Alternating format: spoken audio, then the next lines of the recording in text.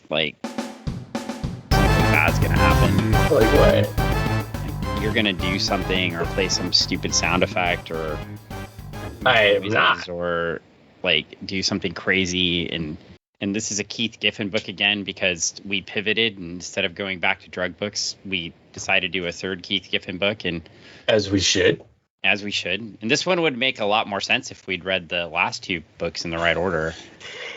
You know, I don't think there's a right or a wrong way to eat a Reese's. I mean, to read a Giffen book. You just have to read them in the way that you get them. And this is how I got them from you. Well, we were talking, and it's not how you got them from me. But anyway, we were talking, and No, technically it is how I got them. I mentioned that it's not how I delivered them to you. So it's like we were talking, and I mentioned that I thought that Suicide Squad, or that the in Justice League later joined the Suicide Squad and then was eaten by giant killer ants. Uh-huh. And I was incorrect. The giant killer ants actually show up in issue 2 and issue 3. Oh, okay. Yeah, because I was like, mistaken. something doesn't track with what you said, but I wasn't going to say anything. Oh, you had no idea until you read the book. That's true. I didn't until I got to like, you know, the last 10 pages and like, Well, in 2001, Keith Giffen and Paco Medina, you may know that guy. He's Spider-Boy right now for Dan Slott at Marvel. I do believe you said that's like the hottest book of 2023. Apparently it is. Dan Slott thinks it is, and whatever Dan Slott says on Twitter is true. I mean, the gospel. I mean, it is Dan Slott, so kind of whatever he says is... Yeah. It's like if him or Tom King, right? If Tom King for DC or Dan Slott for Marvel say something, then it's pretty much just true at this point, right? I suppose so. Like if Dan Slott said he was going to DC, wouldn't Marvel just like... Disney would just open the like checkbook and just be like, no. Here you go. Here you go, buddy. What do you need? I hope that for him. I hope that for him. It would be like, you know, hey, here. What, you need another? Some more? Yeah. And David the intern, we know you're not out there listening, but David the intern loves everything Dan Slott writes. It is true. He's all about it. In fact, I got Dan Slott's autograph for David the intern. I think it's still sitting here in the house because he never collected it from me. So it's yours now. I guess. It belongs to you. Until he collects it. I mean, if he ever tracks me down, he can have it. He's never collecting it. But anyway, we've got Suicide Squad #1. Giffen and Medina were tasked to launch the Suicide Squad, and they took a different take on it than the very popular 80s book, which then became a very popular 2000 teens book because they wanted to go make a movie about the Suicide Squad, and they went back to the sort of original. But there's a lot of iterations of the Suicide Squad potentially because, well, you know, the whole nature of the Suicide Squad in the 80s book was Amanda Waller, right? Builds a team of villains, and then they go out and do missions that nobody else can do, right? Yeah. The impossible. And it gets a lot more complex than that. One of the fun things about that book is some of the villains stick around and you appreciate the characters, but it also sort of defeats the purpose of the Suicide Squad because in Suicide Squad, then if anybody can die at any time, but the guy with the red shirt always dies in every issue. Right. They're all red shirts. Right. Well, and here they're all red shirts, but I think one of the I love the 80s book, don't get me wrong, but I think one of the problems with that book is you had the ongoing characters like Captain Boomerang, right? Yeah. And, you know, you pretty much after a while know that Captain Boomerang probably isn't going to die. Until he does. You have the ongoing characters like Deadshot, right? Yeah. And then, you know, at some point they're probably not going to die. So the John Ostrander book I thought was amazing. And it, of course, led to so many great things. And, of course, they picked that up later. Of course, when they picked that up later, they end up killing Blue Beetle, and I don't even get into that. But anyway, there's lots of stuff. We covered that long ago on an episode. Long ago. I'd have to go look that one. That one's not even posted right now, so when I get posting it, I'll remind you. It's so long ago that if we cover the Blue Beetle again, we'll have to cover yet another Giffen book. and just handle the. We can cover the Jaime book, Yeah, because I find that one really good. So I do find that one really good, and I haven't even, we could cover the movie too, for that matter. We could. But we should. Anyway, yeah, I think that's one of the weaknesses of that book per se. And I think that Giffen wants to sort of establish that there could be, in this case, I think in this book, as we get into the story, I think he wants to establish that, nobody is safe. Literally, no one is safe. Like everyone could die at any time. Well, because they make their living dying. Yes. Just as it says in the book. Well, and in this iteration, it's sort of interesting.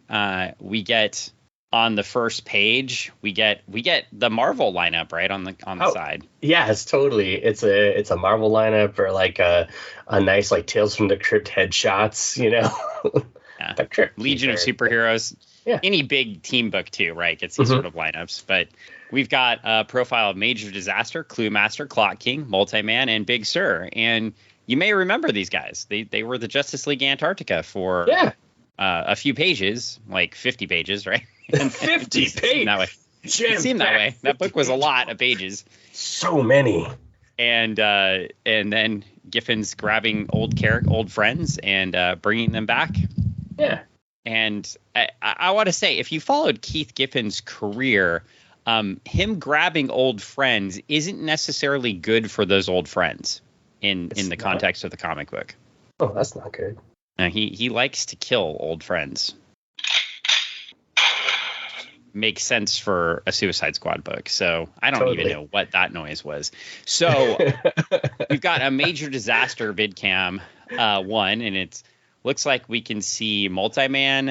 Is that Big Sur there in the background? It does look like Big Sur in the background. And the Clock King without his mask on, which is always interesting.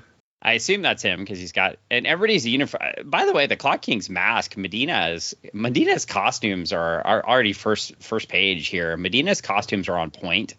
And I love the fact that he doesn't try to blend into the Maguire art style at all. No. Yeah, it's very, it jumps off the page in a very nice, like, this is very new, fresh, 2000. Yeah, and I like that, right? New book, new art style. Don't necessarily just try to make it the Justice League art style, right? Yeah. And also, I think Sanchez has some pretty heavy inks, and I actually don't mind it too much here. No, because I think it helps with the expressiveness and aesthetic of the faces. Yeah, and the aesthetic and the backgrounds and stuff too. Yeah. So we've got some cameras that are embedded in these guys, and we find out a couple of things, that they're out to rescue some guy named Preston Paddington Bear, like Bayer, and I already love this. Right. It's funny. Paddington Bear. And we get some a little bit of different characterization, but pretty much the same. But Big Sur tells Multi-Man, if pointy-eared man throw up on Big Sur tie a knot in Pointy-eared man's throat. So Big Sur seems a little bit more aggressive than we remember him. Yeah, a little angry. Yeah. And then we get a character in a wheelchair watching a computer monitor with it looks like a whole bunch of fast food around, and we don't really know who this guy is yet. So yeah, hanging out. But it looks like a chaotic situation for our friends, the Injustice League, so it doesn't look so good. And we've got a book called Almost a Good Idea by writer Keith Giffen, pencils by Paco Medina, inks by Joe Sanchez, letters by Bill Oakley, colors by John Kalisz, and Heroic Age. Mm-hmm. And assistant editor Stephen Wcker and editor Peter Tomasi, who had a really great run on Superman that I liked. So another one of those DC folks that edits books and then gets to finally write some and is really fun. Specifically with Tomasi, I'm referring to like the Super Sun stuff. And so cool. Well, anyway, and the character in the chair who's got really exceptionally large muscles for somebody who's in a wheelchair. I think honestly, like if you're using your arms and your upper body a lot for moving around or getting yourself up and off chairs and out of beds and stuff like that, your upper body and your arms. Yeah, no, I'm with you. Like I am not saying that people in a wheelchair don't have muscles, but his muscles are the size of the chair. Like this guy is huge. He's a big man. He could have been in those Captain America like books. Yeah. With what was that guy's Star Battle? yes. He could have been in that. He could have been fighting with Battlestar Galactica. Yeah. And could have been in that. Okay. Could have. Probably. And Johnny Wcker, the choice of the drink. Wait. The Peacemaker, right? Yes. Yeah. So anyway, we get a lot of Giffen-y dialogue going on, which is pretty cool. Oh yeah. And there's lots of words on the page. But again, we were talking about their fun words. Mm-hmm. And it's just going back and forth. And I think we get this whole page of the guy here in green talking. And he's like, I said I knew this was a bad idea. And somebody in the background's like, they volunteered. And he's like, willing isn't able. And at the same time, we've got dialogue on the other side of the page with the Justice League Antarctica / Injustice League guys talking to each other / Suicide Squad. Right. We get like a kill me now, which I don't know. They should do that. Kidding. He was kidding, you oversized miscreant. So apparently somebody said kill me now, and Big Sur thought that they should do that. I should kill you now. And anyway, they're just like, it's a really bad idea. And then we get a flashback and we see Major Disaster in a prison jumpsuit. And I'm going to sum up this dialogue, which was actually quite entertaining, simply by saying that Major Disaster volunteered all of his friends to be in the Suicide Squad. Yeah. It's like, yeah, it sounds like a good idea. Sure, let's all do it. Yeah, why not? All of us? And then Multi-Man's like, he told you what? And then we get back to the team. And we get Major Disaster trying to lead the team. He's like, path of least resistance, people. Let's not try to make this harder. And Clock King's like, who died and left you in charge? They seem a little bitter about their potential past interactions. They're not happy. Yeah, and, here we go. They're kind of going back and forth. And they hear in the background, and we find out what this guy's name. We get a thing saying, he says, if I have to listen, this is the guy at the computer, to much more of this, my head will explode. Tell you what. How about me being in charge? And Clock King says, thank you, Mr. Bulldozer. So it's Bulldozer. Bulldozer. And Bulldozer. So where do you think Bulldozer comes from? I would assume, comes from a military background. Yes. So if you are thinking about DC Comics, it comes from Sergeant Rock. Sergeant Rock, yeah. So we've got Bulldozer. His name was Corporal Horace Bulldozer Canfield, and he served in Easy Company as Sergeant Rock's second in command. And if you go to his page on the DC fandom, there's a beautiful Joe Kubert cover of Bulldozer holding a puppy as planes fly overhead. Yeah. So what a nice guy. He saves puppies from horrible German bombing raids. Yeah. So his powers and ability are firearms, hand-to-hand combat, and military protocol. So he's clearly employing his power of military protocol here. Yes. So let's see how he does. He seems to be giving up already, though. He's like, I have a team of idiots. I come from a background of people that are fully capable human beings, and these guys are dimwits. He doesn't seem to be using his assets very well, though. I think if he had like super military protocol powers, he could get them in line and use his assets effectively. You would think. But well, what we find out is that they're going after some Iceland terrorists in Iceland. And we get some comments. Clue Master is back. Remember, he had the power to. He has no powers. He has no powers, but he can leave a clue. Right. Or he could write the things for the game show so Big Sur could win. Remember, we found that out. Oh, yeah. Anyway, Clue Master, yeah. And Anyway, but they find out that it's actually a small island off the coast of Iceland. Uh-huh. And it doesn't. And now Clock King's getting worse. Clock King seems a lot more smarmy than I remember. Yeah. No, this version of Clock King is very mouthy, which is cool. I like it. He talks about time a lot less, though. Yeah. Which is disappointing. I know. And Bulldozer's just like, take me now. He's done with these folks. I can't deal with it. Well, they get to it looks like a giant fortress, and Major Disaster's looking up, and he's like, it looks deserted. And Bulldozer's like, no, it's not. And Cluemaster takes the things, and he looks up, and he goes, dead body, male mid-20s by the look of it. And Clock King's like, spare us. How do you know he's dead? And Cluemaster's like, he's cut in half. Cut in half. Dead. So it seems to be the tip-off. And they're scouting out the whole area, and they're looking around, and Cluemaster notes, okay, we've got 3 dead guards lying in plain sight, and the security system's down. It's like, how do you know that? And he's like, the security rotating arms are frosted at the pivot joints. So, all right. So, haven't been working in a little while, so yeah, they froze up.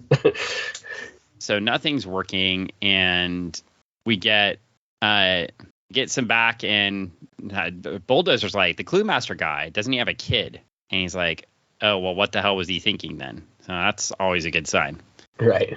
And now we get a flip to prisoner Cluemaster, because we know that because they were just talking about the Cluemaster, not that you could necessarily tell I guess the blonde hair at the top. Yeah. So, but when he joins the Suicide Squad, he's emphasizing he wants to atone for his past, for his daughter, and he asks if they could let his daughter know, if he dies, that he was trying to do good things, and then nobody responds to him, and he's just like, forget it.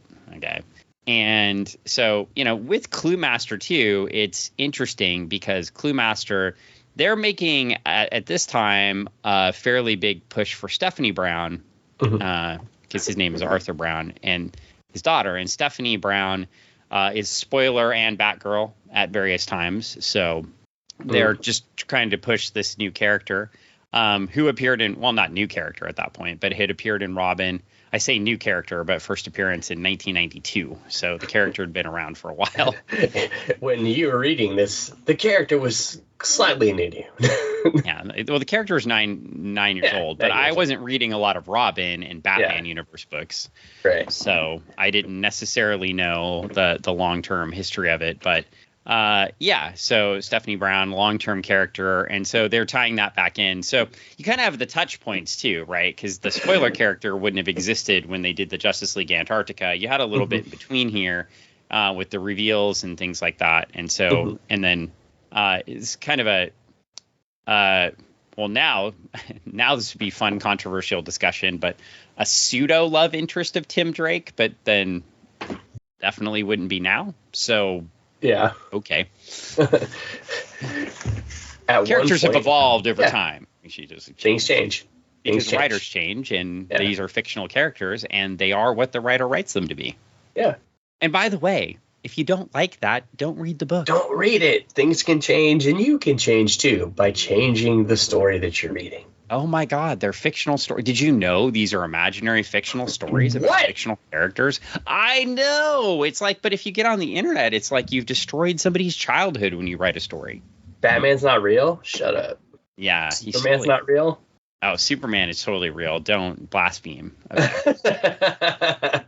No, Superman's dog is real. Superman's not real. Superman's dog is definitely real. Crypto is very real. But anyway, now we get spoken like a true crypto boy. Yeah, and I would actually say, like, I have gone back and looked at a couple of the Spoiler and Robin stories. I've not read a ton of them, but kind of think of the Black Cat and Spider-Man vibe. Yeah. Kind of that vibe. So that kind of vibe in the older ones, yeah. I got it. So, and I would say Catwoman and Batman vibe, but nah, I think it's more of a Black Cat Spidey vibe. But anyway. We're back to our heroes, in quotes. Heroes, in quotes. And they said they've covered half a mile in plain sight. And, the sad thing is even Multi-Man's starting to look decently competent here. Yeah.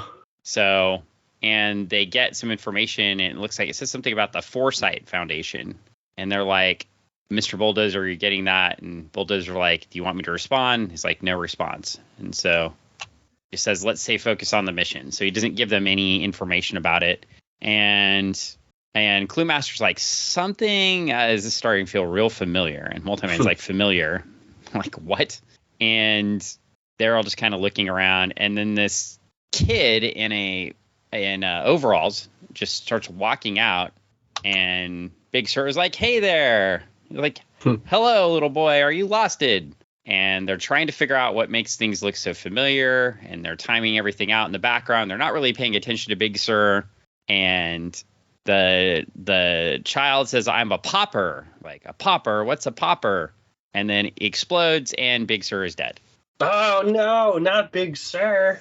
Yeah, this is like dead on camera.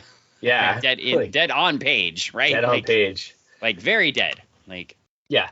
Eyes rolled in the back of his head, dead. Dead. And the kid, the exploding child just keeps walking, and it gets shot in the head. Yeah, by a Clock King, I guess. I would assume. I don't know. Does Clock King shoot things? He does now. Guess he has like hands. Maybe his clock hands. He shoots it. Yeah. Ka-chunk. Oh, I guess Clock King did not get him. It was. I don't know. Anyway, somebody Clue shot Master, him. Clock King. Somebody did. They're all trying to. Oh, he didn't shoot him. It was a sedative charge. Okay. Oh, okay. And then Clock King's like, oh, now we get some classic Clock King here. He'll be out for the next 59 minutes and 17 seconds. And then Multi-Man, who interacted with Big Sur a lot, if you'll remember from before, is over there. You stupid boneheaded, good for nothing. He's like kicking him. And he's mourning in his way. And Clue Master's like, now that's just sick. And Bulldozer's soaking this in because even though he's a combat veteran, he obviously doesn't like to lose people in his company. Yeah. No pun intended. So, and the off-panel person says it doesn't get any easier. And Bulldozer says, I should damn well hope not. And off-panel, they're like, later, we'll mourn our dead. And they're all like, what? He's like, later, suck it in till we're done here. And do it later. So we flip to the page, and they enter in to where the supposed kidnappers, I guess, would have been. Yeah. And like something's jammed up, and yeah, it's because there are dead people all over the ground. Yeah, a bunch of dead people. All been murdered, and are like, that's not good. They're all over the place. And Clue Master says, I hate to be the one to break this to you, Mr. Bulldozer, but odds of us finding this bear guy alive just took a nasty jump. And Bulldozer's like, you gambling man, Clue Master? Clue Master's like, no, I ain't. He said, well, I am. Move him out. So did you hear that? So then all these little kids start appearing. I'm a popper. I'm a popper. I'm a popper.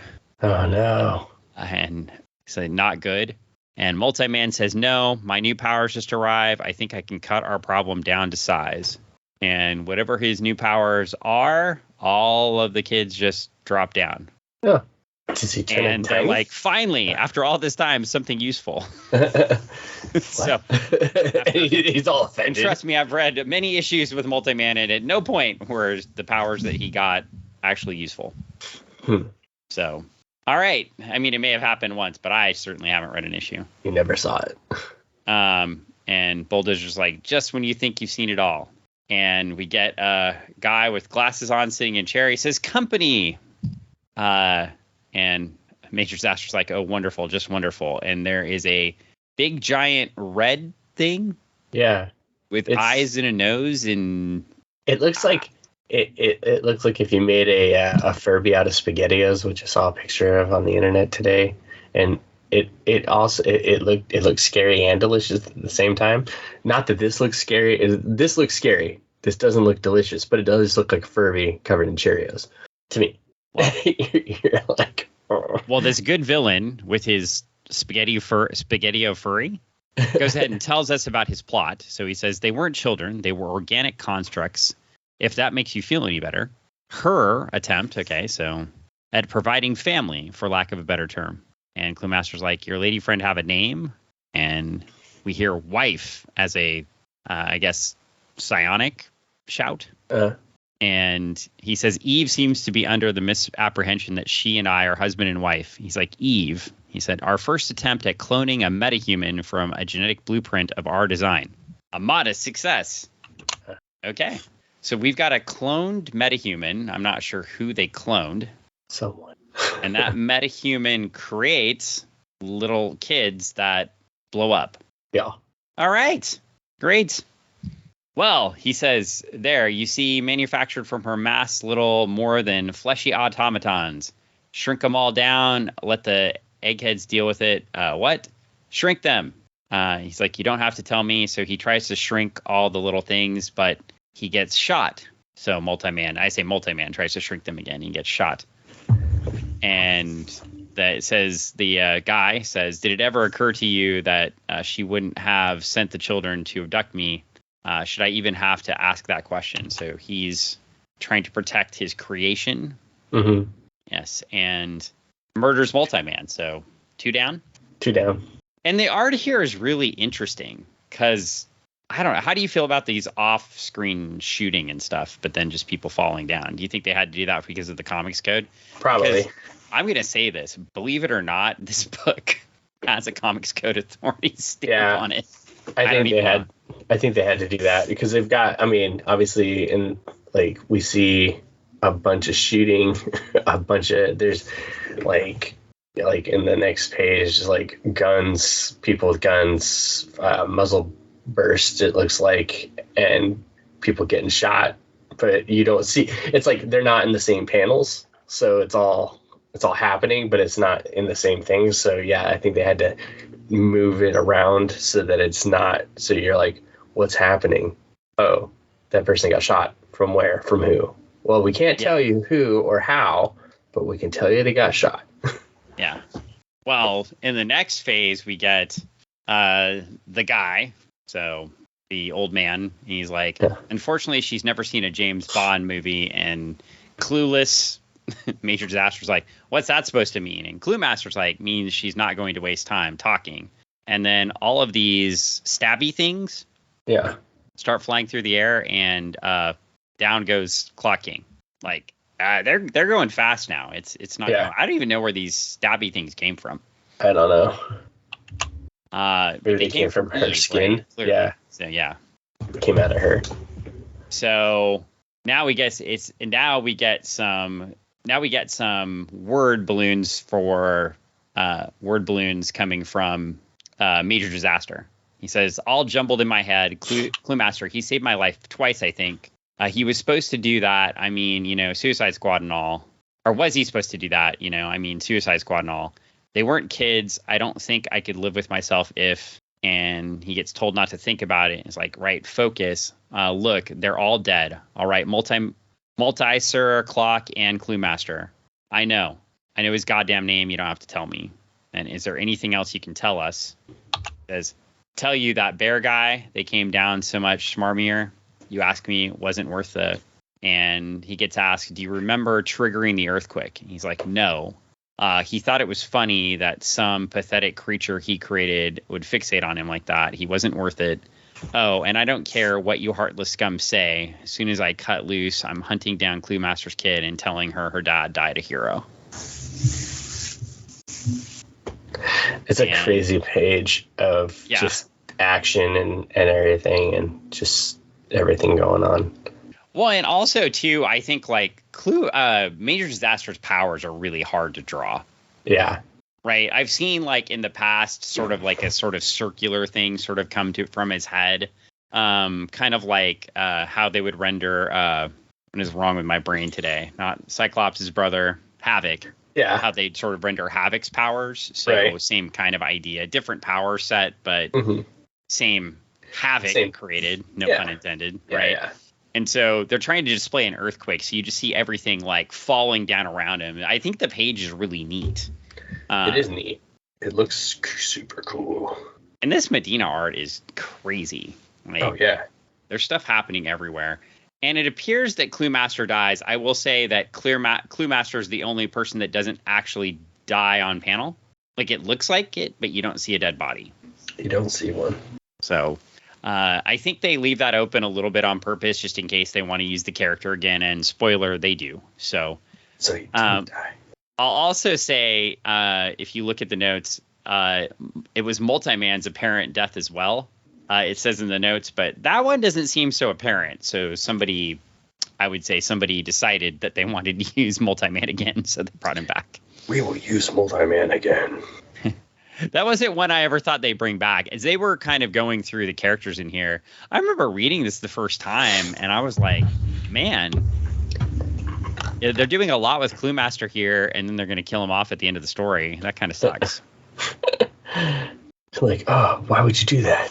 Yeah, it's sort of like, I mean, it's, obviously, I'm not comparing this to the quality of the other thing, but kind of reminds me of Rogue One. Oh, yeah.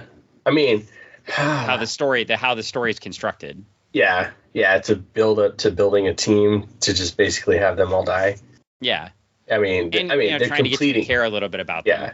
I mean, you do. And I mean, that's what I personally feel like. I mean, that's why I like the movie so much, because the story itself is very,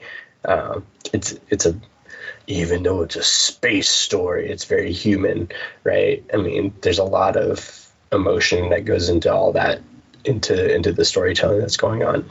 And the type of story that it is, it's not your typical type of story. It's not what you're told to like. It's not a happy ending. Yeah, I think I like that. That's what I like about this book. It's not a happy ending. No, it's jacked not a happy up. ending. It's jacked up. Really jacked up. And when we turn the page, it gets more jacked up, because we see 7 weeks earlier, Fleabag motels, wannabe supervillains, and sudden death. That's what you're offering me. And we get a picture of Bulldozer, and somebody in the background says, your bed at the VA is still vacant. Pretty cushy if you're into ugly nurses. Wow. Mm-mm. And Bulldozer says, what's the downside? And the response is, you get to watch them die. Upside, some of them deserve to die.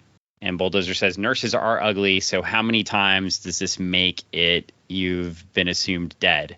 And it says, more than I can count, Rock of Ages, Bulldozer. So we get Sergeant Rock, and we find out that Sergeant Rock brought back the Suicide Squad. And that is the end of our book. And I'll just say, I read all 12 issues. I think it ends up going a little bit too quick in some respects, because I think later on in the issues, because I think they find out they're getting canceled, right? Mm. But I kind of like this series. What I will say is, in remembering back on it, I did think a couple things about it. They do end up bringing some classic DC villains into the series. Killer Frost comes in, I think, in issue 2. Oh, that's cool. Which is interesting. Yeah. Well, and also maybe illustrates how underused she was at the time. Uh-huh. Maybe it wasn't issue 2. It looks like issue 3, but pretty soon. Deadshot does show up in the series at some point, so you'll have some more folks. I was just kind of looking at the cast members that show up. They do start to build. It builds sort of around the support characters. Mm-hmm. And so they are sort of true to that last couple pages of it. And I thought that was kind of interesting. So, I mean, the heroes are the ones dying, right? Or the folks in the story, right? Right.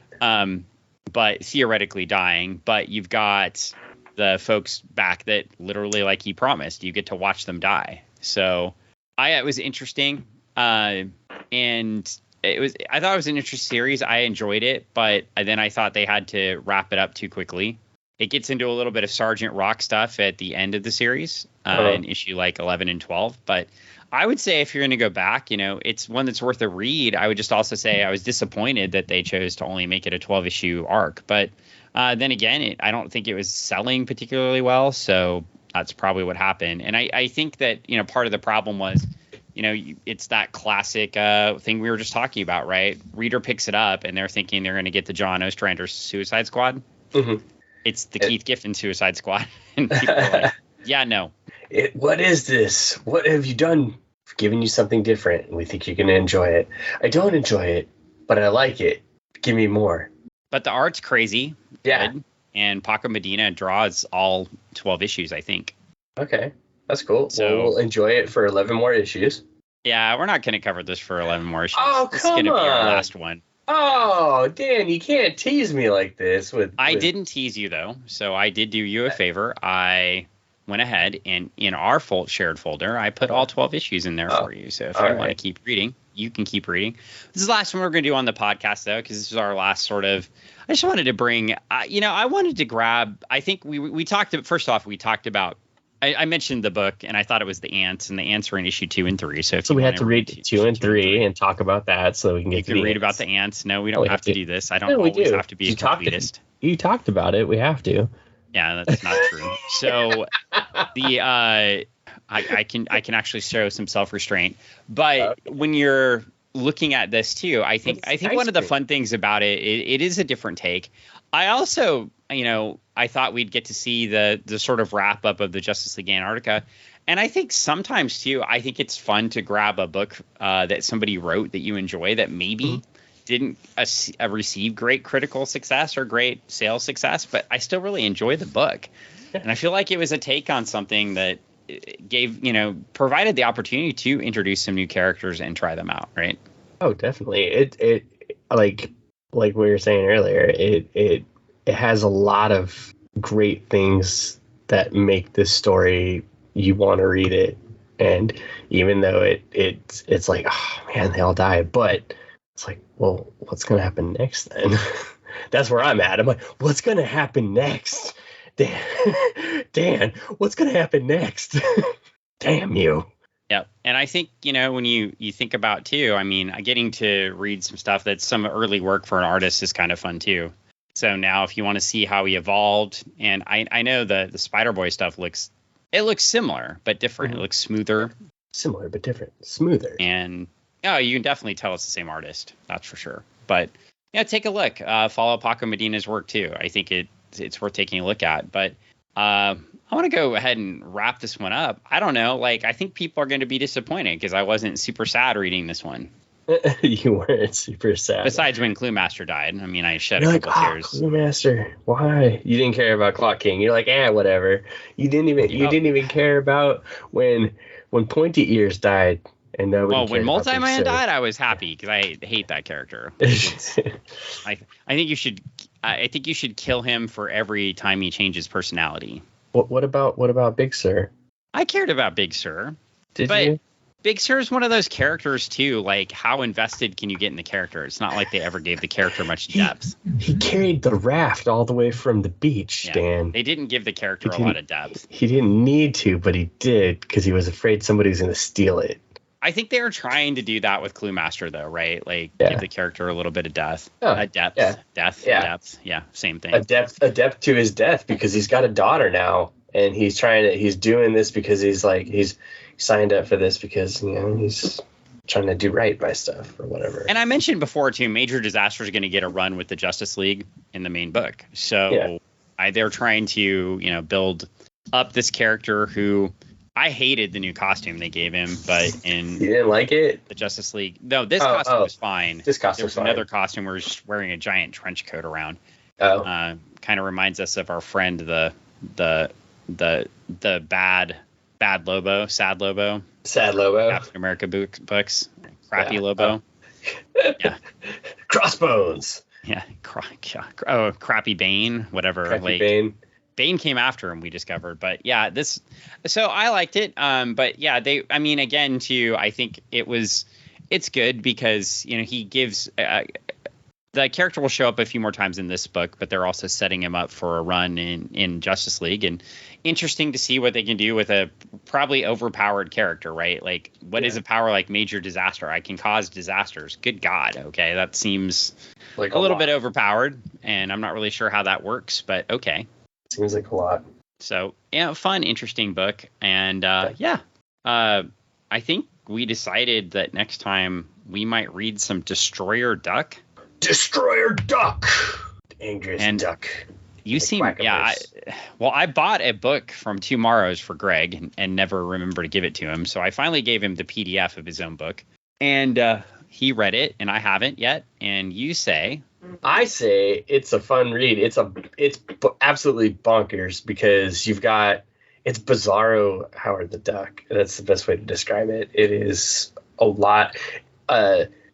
Reading the history, because it's like a lot of history pages about how this came to creation, all the different stuff, and we'll get into that when we talk about it on the actual podcast. But just the high notes. I mean, there's a lot of discussion going on as to the comics industry at the time, and it's very interesting because the same problems that comics creators are dealing with currently, believe it or not, are the same problems that they were dealing with back then.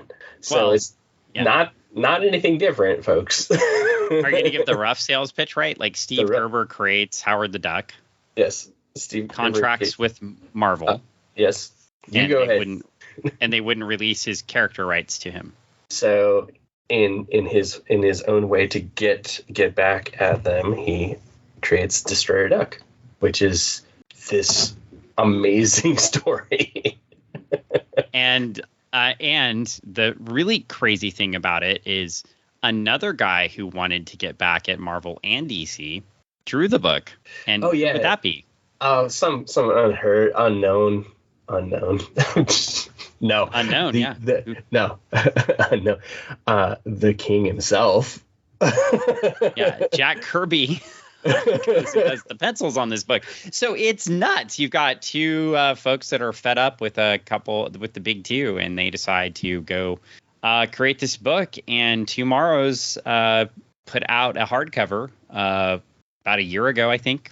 And so we're going to take a look at the story. And so I'll read a couple issues. I'll see how far I can get. Greg is a much bigger fan of Howard the Duck than I am.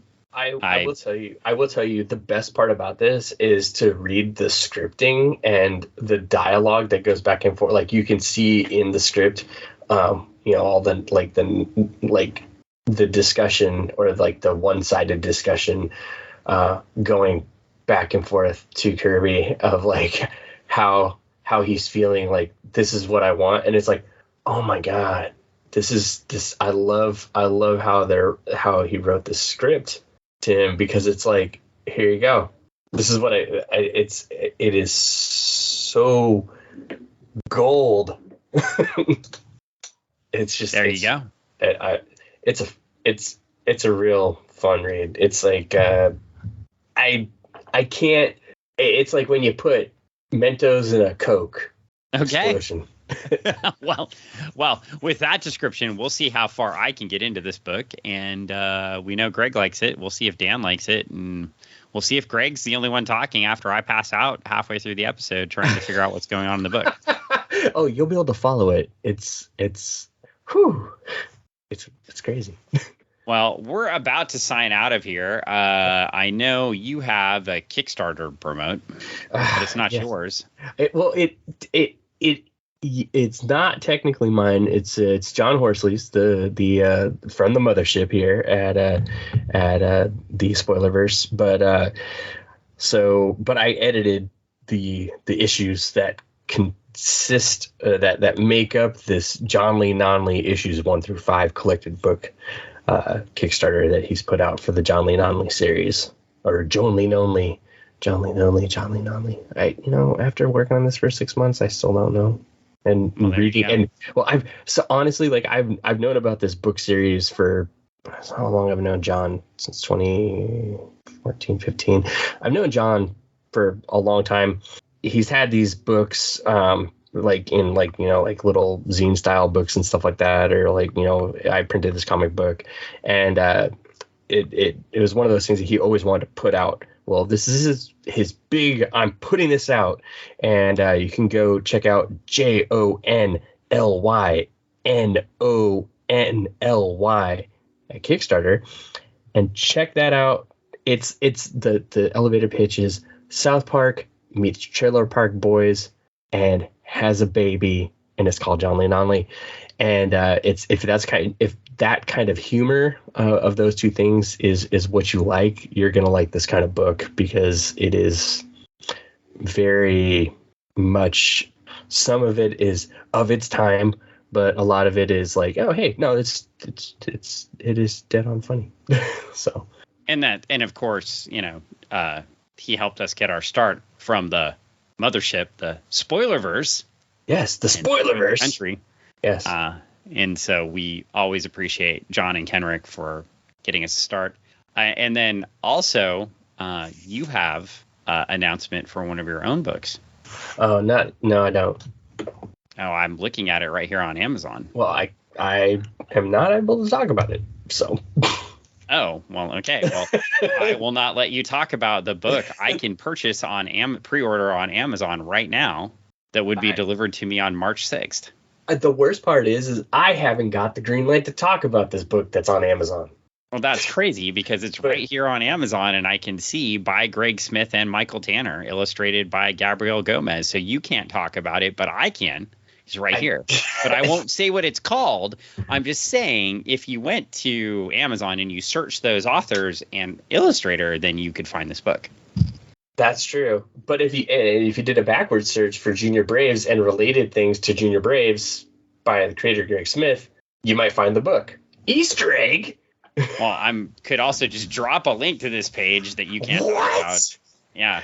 Oh my I'm amazed gosh. you can't talk about this. So the worst part is I've asked and I'm waiting for. I mean, I guess I could ask for forgiveness, but I didn't say what it is or who it's by or who publishes it, so we didn't really talk about it. I just said. So I'll say very soon, Greg will be having an announcement about a brand new book.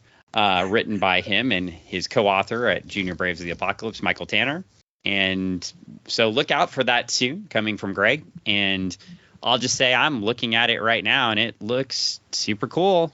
I've got a cover image and everything. I've got it pulled up on my Amazon page. And, yeah. I can even tell you, I mean, like, they made T-shirts and stickers and everything. Ooh, we got T-shirts and stickers and everything. They made merch. Well, I guess I'll be reading that book pretty soon, and we'll review it sometime in March. I hope not. I mean, I'm just joking. Wow. No. What if I pre-order it right now? Would you sign it? Yeah. That's good. I'm very happy with it. It's a really good series. So. Should I pre-order it or should I buy it from you? Do whatever you want. Honestly, pre-orders are great because that just means the numbers are up. Right, well, maybe I should pre-order this right here. I can't right now though because I'm on my business Amazon account. Okay. Unless the business wants to buy the book, which it might. So sometimes the business does want to buy the book. So we'll see. But anyway, yeah. Hey, I could get 2 on the Hachette Book Group website, and if I use the Spooky 23 shop code, I would get 20% off. But I have to buy 2 copies to do that because that. Well, you can give one to a friend. And reading. I could give one to a friend. I do know people. Giving is living. Sharing is caring. And reading is the best. Oh, it won't let me pre-order it here though. Unfortunately, only on Amazon. That's unfortunate. That's what happens in live podcast. I'm going to leave this right all here. So you know what? We are getting you ready. You're going to hear about this soon, so be excited with Greg's new release coming up soon. And I can't wait for him to get to be able to share it with you. Even though he can't share it with you, I could just start reading the description for the pre-order on Amazon. Terrible. I could, but I'm not going to. I'm going to let you all look up Greg Smith and Michael Tanner. That'd be Greg K. Smith. Because if you look at other Hachette Book Group authors, there's another author named Greg Smith, and he wrote Why I Left Goldman Sachs, which, yeah, we understand you're a moron for working there. So, like, yeah, we get it, right? And if you, by the way, if you're one of our listeners and you've worked or work at, you can't work for Goldman Sachs anymore, can you? I don't know. And that. Well, if you work for Goldman Sachs or worked at Goldman Sachs and you're a nice person, we like you too. So you're probably fine. I'm just saying that seems like a company that I guess Goldman Sachs is still open. How is Goldman Sachs still open? I don't want to turn this into a political podcast, but I don't know. I feel like the irony is they should have closed in 2008. For those listening, Dan and I did a test podcast, and our test podcast was a a very like worldly podcast. Yeah, well, Nobody cared about anyway, you I guess you can still work for Goldman Sachs. I don't recommend it, but you could. I mean, I work for the devil, so it's all good. So and the devil wears Prada. The devil sells Prada. So anyway, I'm sorry. we're gonna wrap this baby up before I get in trouble. And wrap the baby up and throw it out the dishwater. We're gonna wrap the baby up and pop it all over you. Yeah. Poor Big Sir. Poor Big Sir. Brum. Hopper. All right. Well.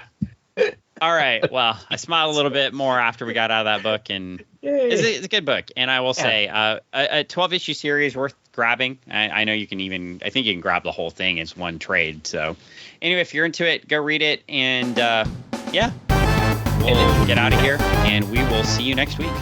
See you next week.